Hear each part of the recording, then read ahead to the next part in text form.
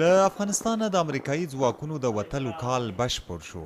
اسلامي امارت یې لومړی کلیزه په اورلوبو او هوایي ډزو ونمانځله.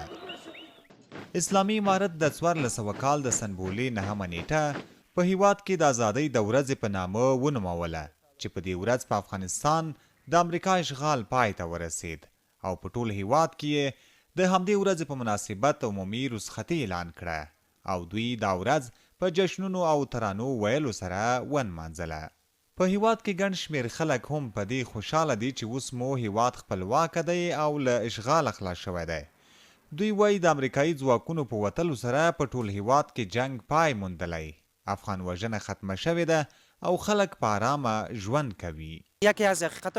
زه که ووایم دا یو حقیقت دی، خوشحاله یم او ویاړم چې امریکایان مو نور په هیواد کې نشته، ځکه هر هغه هیواد پرمختګ کولی شي چې خپل واک وي، نه داسې چې د بل ځواکمن هیواد تر لاس لاندې وي. موږ بیخي بالکل خوشحال وي چې کفار زموږ د ملکه ووتل او زموږ په ملک اسلامي نظام رالی، امارت اسلامي شرعي نظام دی، امنیت دی، که مشکل نشته زموږ په ملک کراري د امن امان دی، خلک مو خوشحاله دي، ولسونه خپل کار کوي، هېڅ مشکل نشته.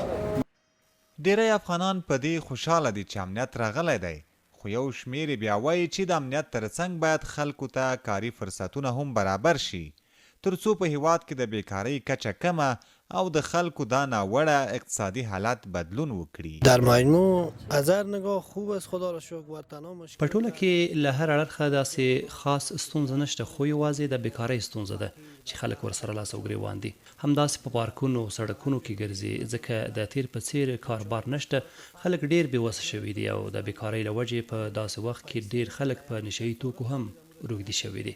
افغانستان ته مثلا باید دوی پروژې جوړې کړي، باید خلک په کار کې، باید ځوانان په کار کې. دا اوس 9% ځوانان د کاره وتي. زه خپله دوا شرکت کې کار کوم، تقریبا زموږ مثلا مخکې کارونه ډیر ښه ول، اوس ډیر خراب دي.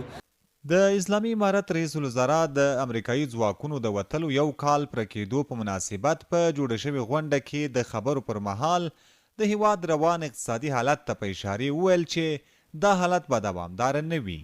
نوموړي زیاته کړه لکه څنګه چې په هیواد کې د امنیت ستونزه حل شوه، جنګونه پای ته ورسېدل، دا به هم حل شي. عزت الله احمدزی، CMG کابل.